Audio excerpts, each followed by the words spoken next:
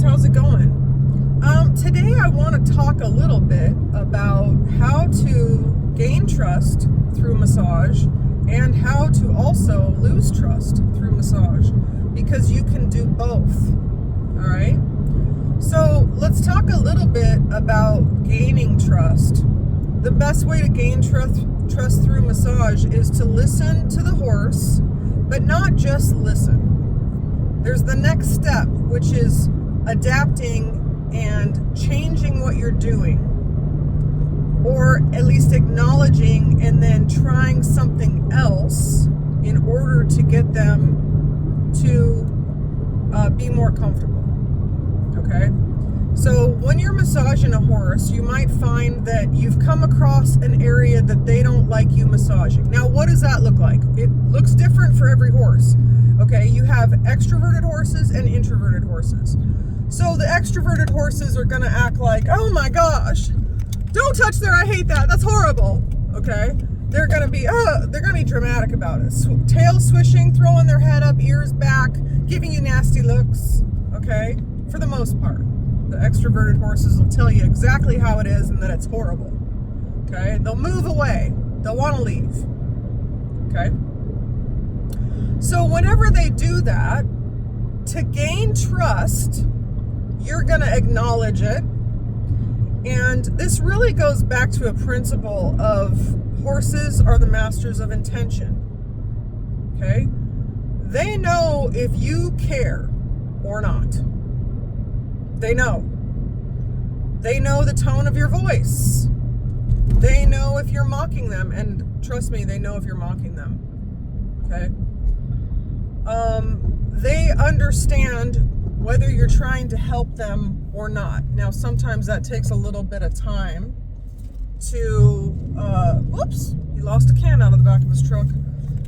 Sometimes that takes a little bit of time to establish that, but that's also true. They know if you're trying to help them. Especially, this feeds into gaining trust.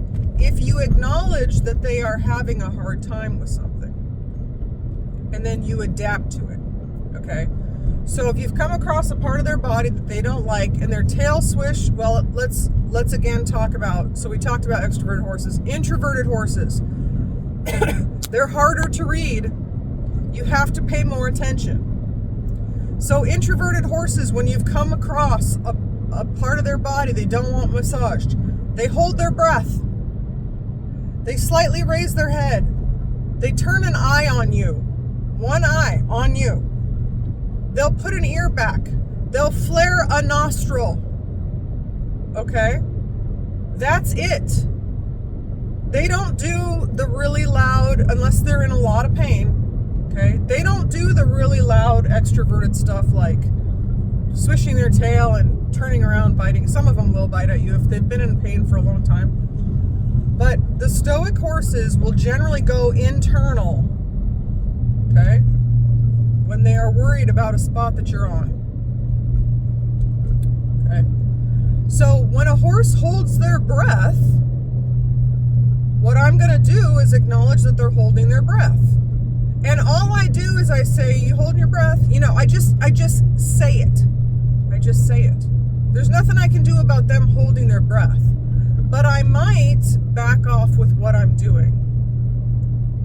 Okay, so let's get into the things that you do to acknowledge that they are having a hard time.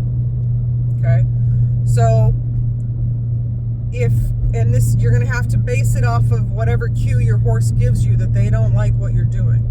Okay, so if your horse shows you that they're having a hard time with whatever, or they don't like this or they don't like that, you're going to do one of many things. Okay, and you got to figure out which one works the best. The first thing I'll do is I back off. Now that can look like a bunch of different stuff. So what does back off mean? Well, it means you can either get lighter.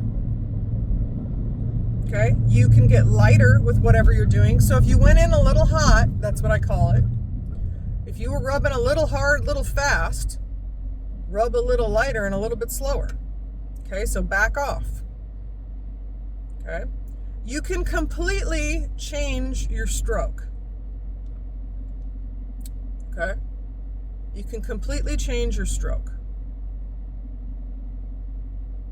So if you were doing something soft, go straight to slapping or percussion. If you were doing slapping or percussion, slow your hand way down. You could even just do like a light direct pressure, just like a warm touch where you're not even moving your hand.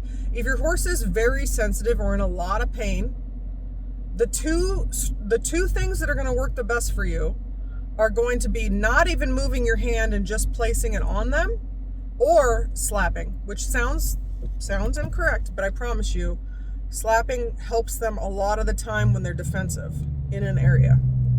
Okay? So not even moving your hand and just placing it on an area, focus on breathing, relaxation, wait for them to release. Okay? Wait for them to relax into it, wait for them to put their defenses down. Okay, that's kind of what Masterson method is based on. Just wait for their body to say, oh, I guess this isn't too bad. Okay? Or the opposite, which is slapping, which is like kind of like disrupting the idea of it being bad. Okay?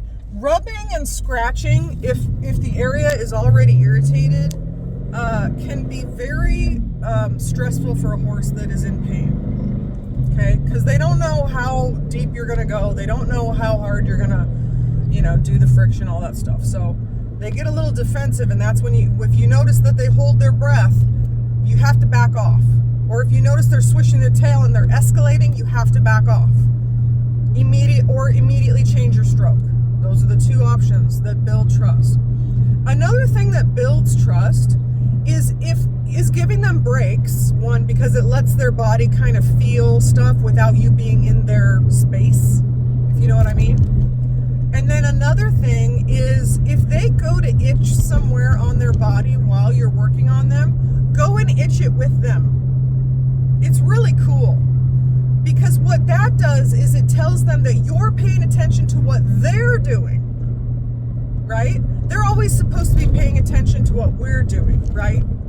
We always expect them to pay attention to us. But it's amazing when we pay attention to them and what they're saying. Horses very quickly will start to learn that you listen. And that's when a lot of the magic happens. Okay, because horses don't get listened to a lot of the time if that's not how the person who had them has been, trained. Okay, a lot of people have come from a background of, well, you're the leader, you tell the horse what to do, they're supposed to, listen to you, they always have to have an eye on you, this is how it's supposed to go. Okay, and it's very, make them do what you want them to do. But when you start going, oh, you didn't like that? Okay, let me change my stroke for you. Or, oh, you didn't like that? Is this better? And then you start having a conversation with them and you start asking them questions. Just the change in the tone of voice into a questioning mode helps them listen to you. And go, oh, she's actually asking. And then when they say something back, like, they stand still. Oh, okay, that's better. And then they all of a sudden start enjoying whatever you're doing. Okay, there's some communication there that's super valuable for you in your relationship with your horse. Okay. So yeah, if they go to itch at a different place on their body, that's how you gain trust. Okay. Keeping them out of cross ties when you're working on them. And listen, you will see me have a horse in cross ties every once in a while. It's less than 20% of the time I massage horses there in cross ties. And if they're in cross ties, it is for a very specific reason. I mean, I'll be super honest with you. Sometimes it's because I don't want their input. That sounds horrible, but if I know what I have to do and they are talking too much and they can't let me get to the work because they're telling me what to do too much, they have to go into cross ties so I can get the work done. Okay? If they are extremely sensitive and I have to just focus on being able to get the work done and not worrying about them coming around and warning me about stuff, they might go in cross ties. Okay? So I have reasons for cross ties. It is not a normal massage setting. Okay? Sometimes I just have to get work done. And they can thank me later is what I call that. They can thank me later. Okay? So, and I'll get to that a little bit. That's kind of telling them, I don't want to hear what you have to say. And sometimes that's just what you have to do. It is what it is. Okay? So another thing, so acknowledging what they're saying is a great way to gain trust. And you can just acknowledge it however. You can acknowledge it verbally. You can acknowledge it by going to whatever area they're telling you. Another thing that they'll do is, this is what got me onto the cross tie thing. I don't normally stop their feet. So if they are moving around, you would be surprised what you learn if you pay attention to what they are trying to do. Okay, so sometimes they will move their feet because they want you on a different spot of their body. Okay, so sometimes they will, it's too bright, sorry.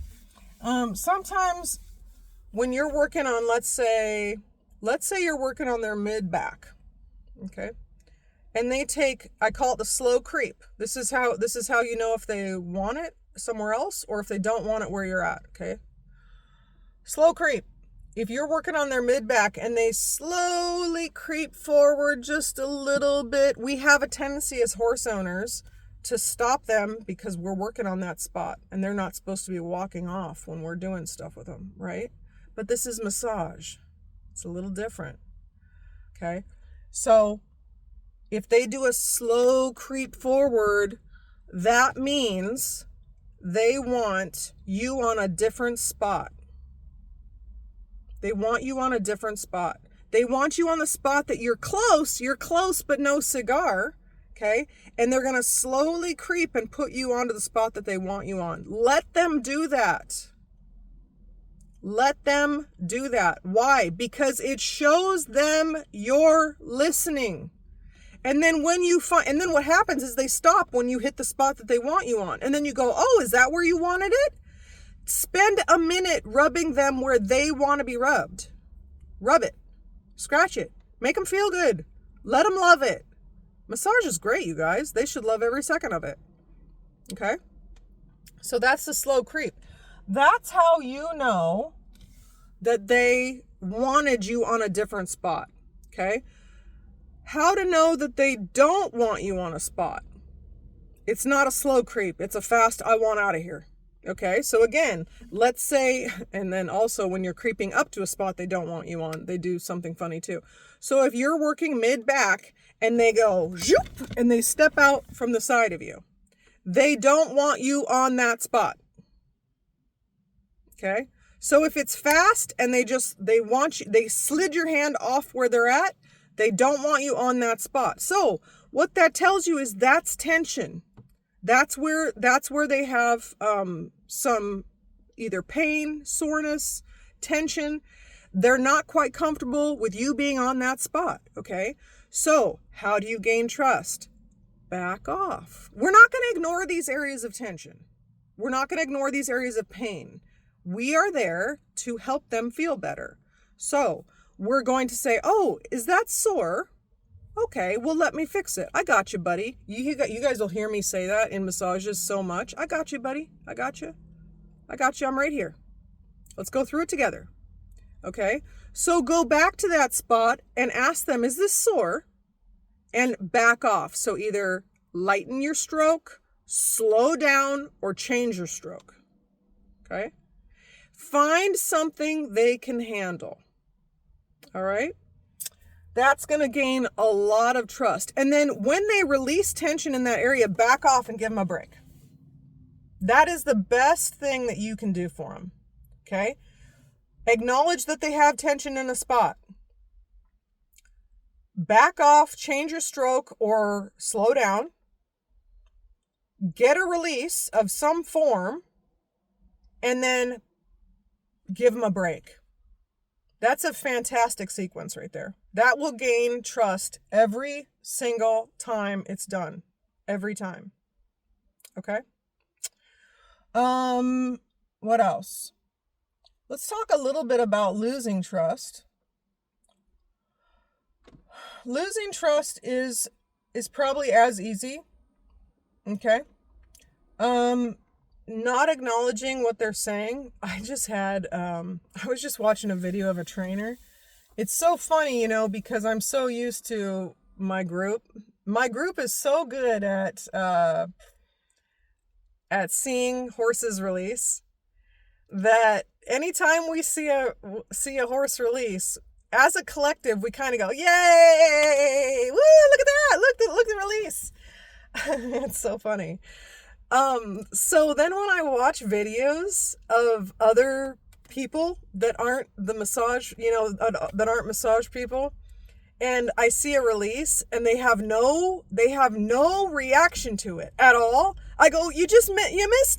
You missed the release. You didn't see that release? It's so funny to me. I was just watching a video the other day and the person started rubbing the horse's legs.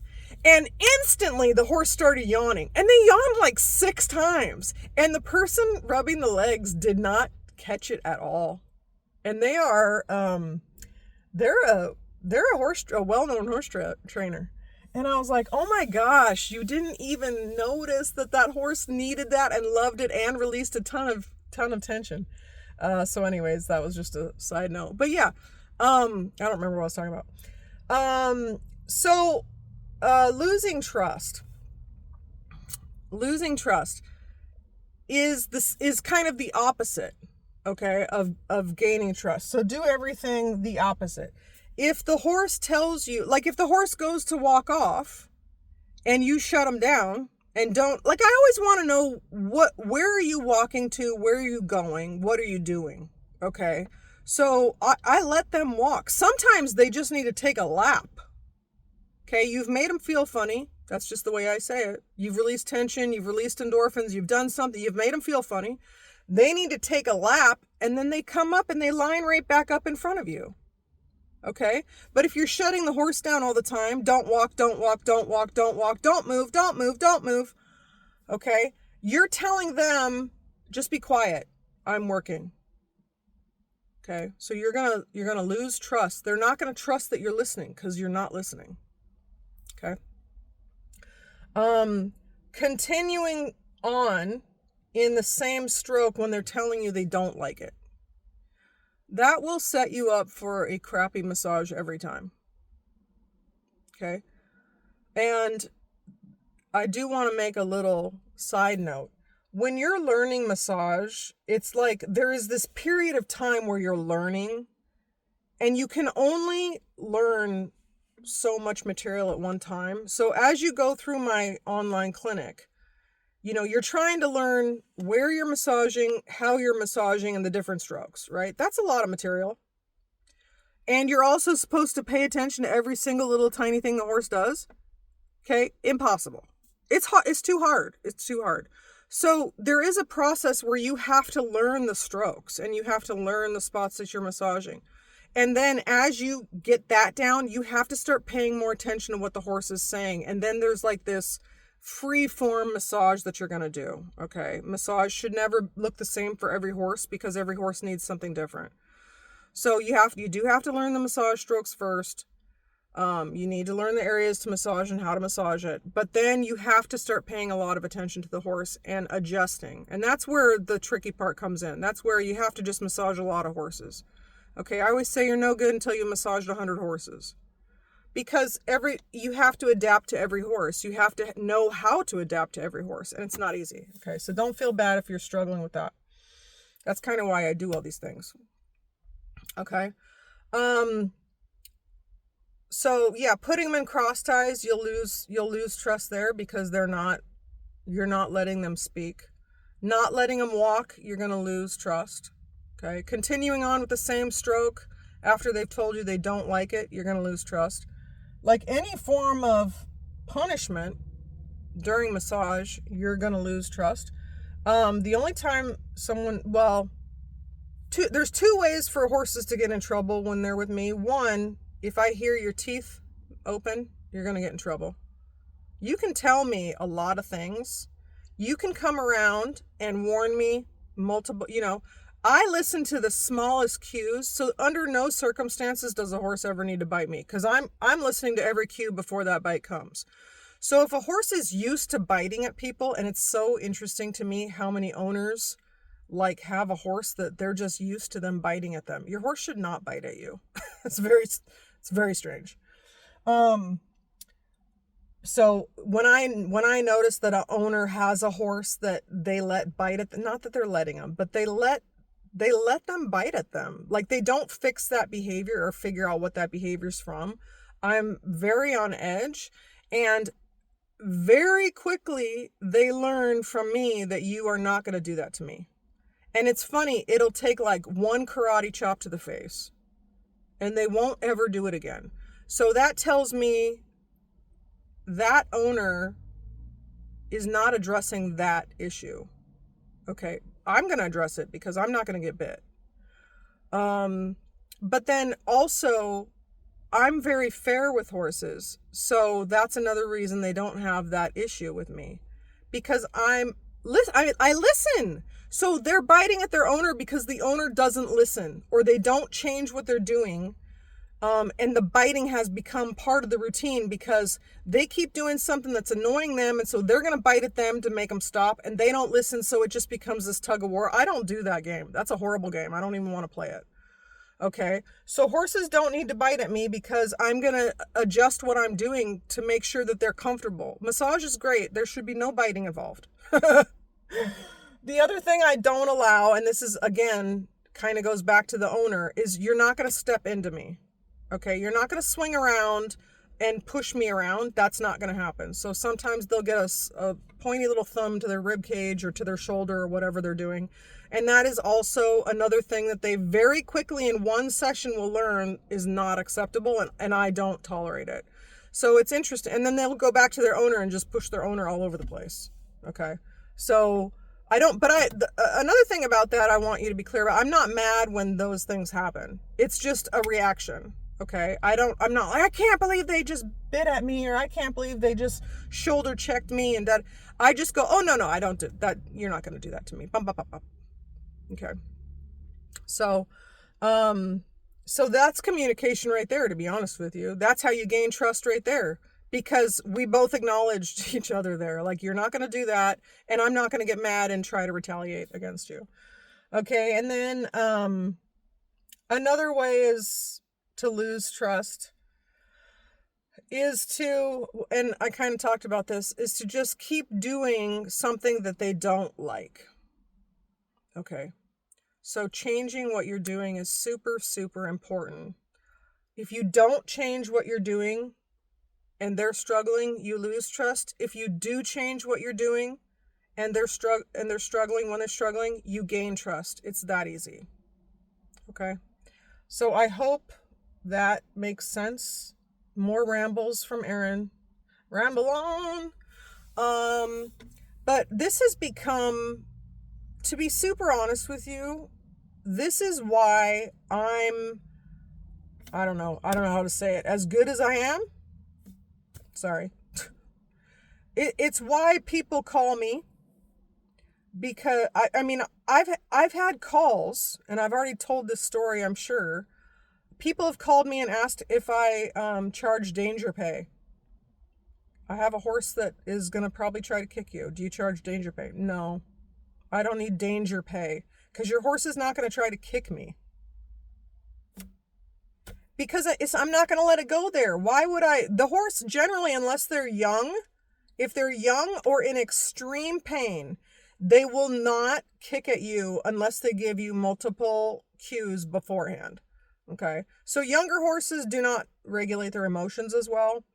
So you have to kind of be careful of younger horses, because they go from like 0 to 7 or 8 really fast. They don't know how to manage themselves as well. Or horses that are in extreme pain. In 15 years, I've been kicked at 3 times. 2 of them were, it's funny, if I ever get kicked at again, well, I'm not counting Chester, because he was a known kicking case, and he's my horse. So does he count? No. And that's a feed issue, not a massage issue. So yeah, I've been kicked at 3 times. 2 of them were young, and then the third one was a broodmare that had been bred like 13 times, and she was in extreme pain. Okay. So you should not be getting kicked at as a massage therapist because you're missing cues ahead of them. So yeah, we have to acknowledge what they're saying and adapt to it to help them go to the other side, because you can't ignore areas of pain. That's why horses have been head shy for 10 years. That's tension. Okay? You got to you got to find the tension and get it out. I need to do a whole series on head shy horses because I just can't. It's such an easy fix. I'm not trying to be cocky, but it's such an easy fix to find the tension.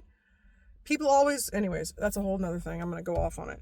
Anyways, I hope that helped. That was 25 minutes. Sometimes I don't have much to say. Sometimes I can't shut up. Anyways, sorry about the sunglasses. It is bright though, and I'll take the sun. You guys have a wonderful day. I hope that helps. Talk to you guys later. Bye-bye.